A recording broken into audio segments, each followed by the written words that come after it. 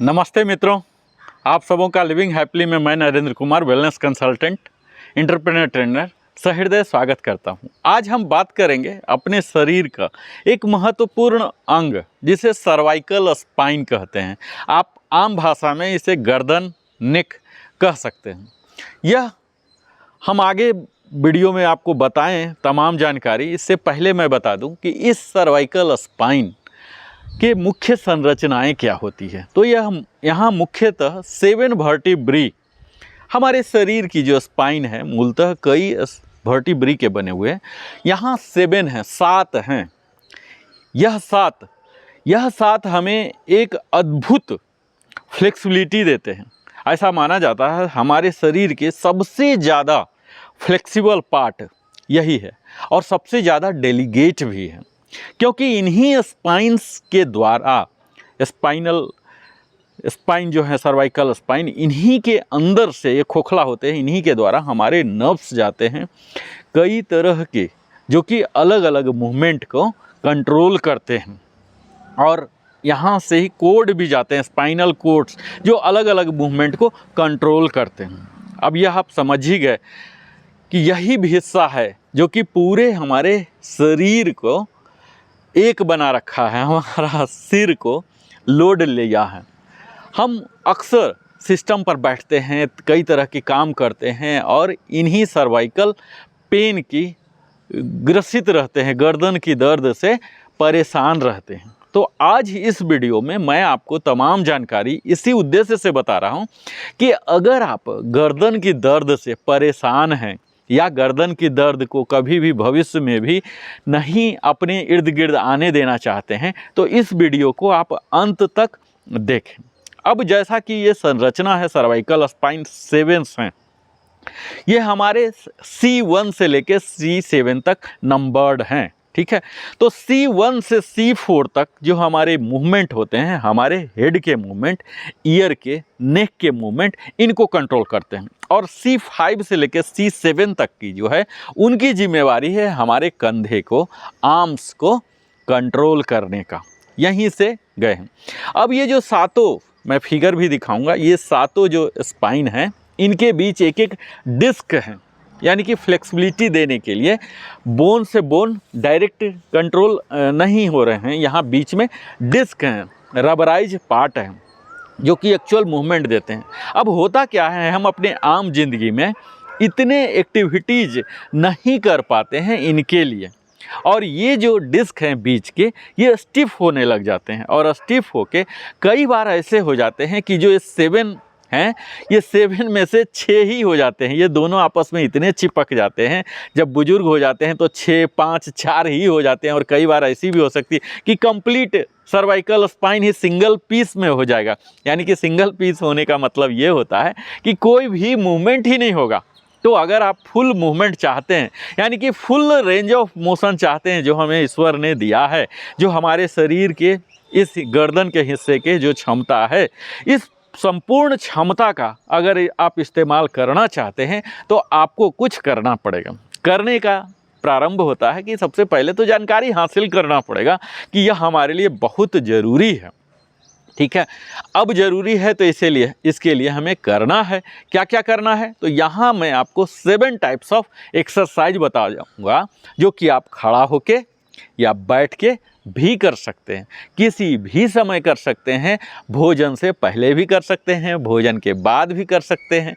पर इतना हिदायत दूँ कि भोजन के दौरान इसे मत करें, ठीक है। कोशिश करें कि भोजन से आधा घंटा पहले कर लें या भोजन के 1 घंटे बाद कर लें। आप ऑफिस में भी बैठे हुए ब्रेक के तौर पर कर सकते हैं, और इसमें मुश्किल से 2 से 5 मिनट ही आपको लगने हैं। तो इस एक्सरसाइज के लिए, जैसा कि मैंने बता ही दिया, C1 से C7 ये वर्टिब्री जो है इनके बीच डिस्क है।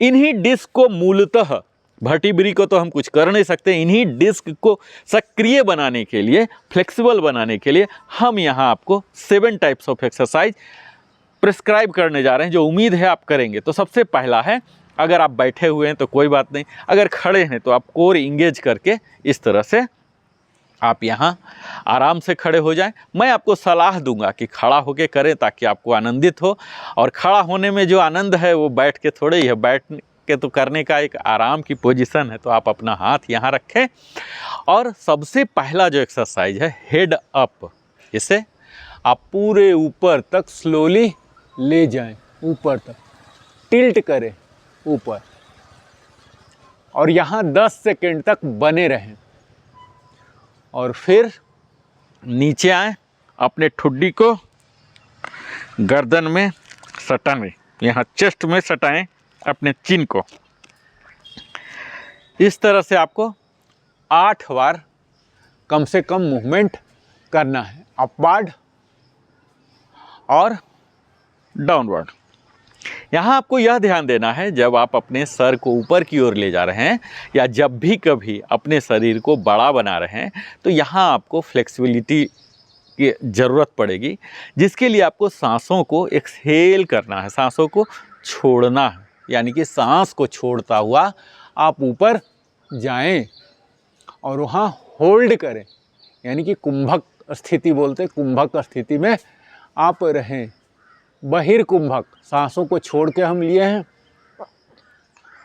और यहाँ फिर से सांस को लेता हुआ नीचे आ रहे हैं और सांस को होल्ड करता हुआ यहाँ अपने सांसों को 10 सेकेंड्स के लिए होल्ड करेंगे, जिसे अंतर कुंभक बोलते हैं।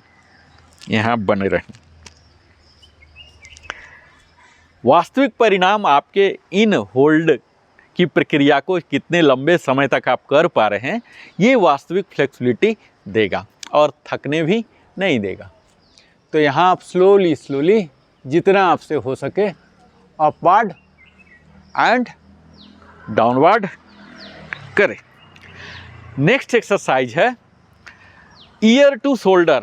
आपको अपने हेड को टर्न करना है लेफ्ट, ताकि आपके ईयर जो हैं वो शोल्डर के सामने में आ जाएं। लेफ्ट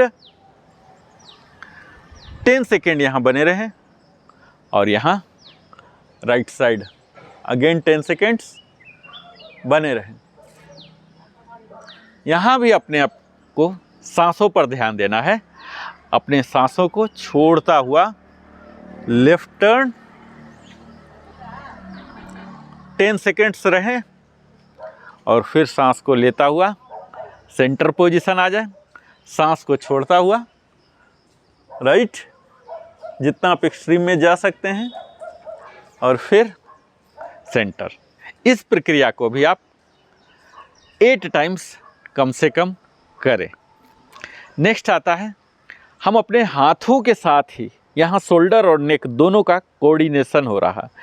हम अपने हेड को भी टर्न करेंगे, बॉडी को भी और हाथों को भी। ये और ये हाथ, एक हाथ यहीं रुक जाएगा। अब देखिए ये हाथ यहीं रुक जा रहा, यहाँ हम ले जा रहे हैं जितना जा सकते हैं, सांसों को छोड़ता हुआ 10 सेकेंड्स यहाँ बने रहें और फिर से सांसों को लेता हुआ वापस। आप यहाँ देखें, फिर राइट टर्न, यहाँ यह हाथ यहीं रह जाएगा और यहाँ पूरा टर्न कीजिए जितना टर्न कर सकते हैं, सांसों को छोड़ता हुआ। ये आप गर्दन में सेंसेशन महसूस कर रहे होंगे। तो ये आपके गर्दन और कंधा दोनों का जो कोऑर्डिनेशन है, यहाँ हमारी जो कोड हैं, जो नर्व्स हैं इसी सर्वाइकल स्पाइन से होने हुए, उनमें स्ट्रेचिंग आ रहा है। ठीक है, स्ट्रेचिंग आने से एक्टिविटी आ जाएंगे, वो एक्टिवेट हो जाएंगे और फिर ये साथ साथ जो हम ये मूवमेंट कर रहे हैं, अलग अलग डिस्क जो हैं, अलग अलग C1 C7, इनकी अलग अलग जिम्मेवारी है अलग अलग डायरेक्शन के लिए। तो हम ये इंटायर मूवमेंट करेंगे ताकि सातों के लिए एक्सरसाइज हो जाए। नेक्स्ट एक्सरसाइज हम करेंगे चिन टक। ये जो व्यक्ति कथक, भरतनाट्यम से संबंध रखते होंगे वो इन्हें जानते होंगे, बेहतर से कर सकते हैं। ये छिपकली, गिरगिट, लिजार्ड जो है इसी तरह के मूवमेंट किया करते हैं। फ्रंट चिन टक, इस तरह से ये फॉरवर्ड मूवमेंट। इसी तरह से साइड टक बोलते हैं, साइड। ये हिस्सा स्थिर रहेगा और अपर हिस्सा यानी कि हेड को ले जाना है, जिसमें ये तमाम गर्दन की वर्टिब्री इस्तेमाल होने वाली हैं। ये देखिए,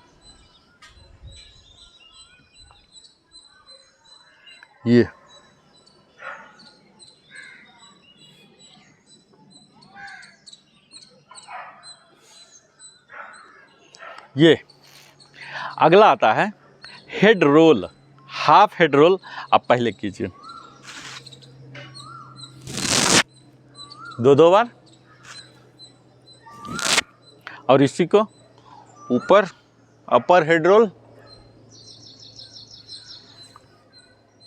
यहाँ आप ध्यान दीजिएगा, जो मैं बार बार बोल रहा हूँ, ये जो हमारे सर्वाइकल स्पाइन है, खोखला है, इसी के अंदर से कोड, स्पाइनल कोड जाते हैं, जो तमाम शरीर को, ब्रेन के जो न्यूरो सिस्टम है, ब्रेन हेड है, यहीं से तमाम कोड्स जा रहे हैं, नर्व्स जा रहे हैं जो पूरे बॉडी में।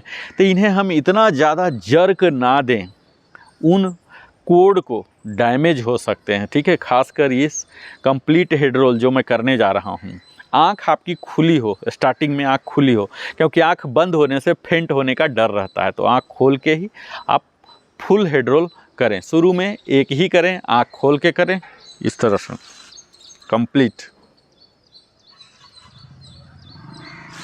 एक बार कर सकते हैं, एक बार कीजिए, 2 बार कर सकते हैं, 2 बार कीजिए, और अगर आपको एक्सपर्टाइज आ गया है तो आप 4 बार भी कर सकते हैं। ये क्लॉकवाइज था।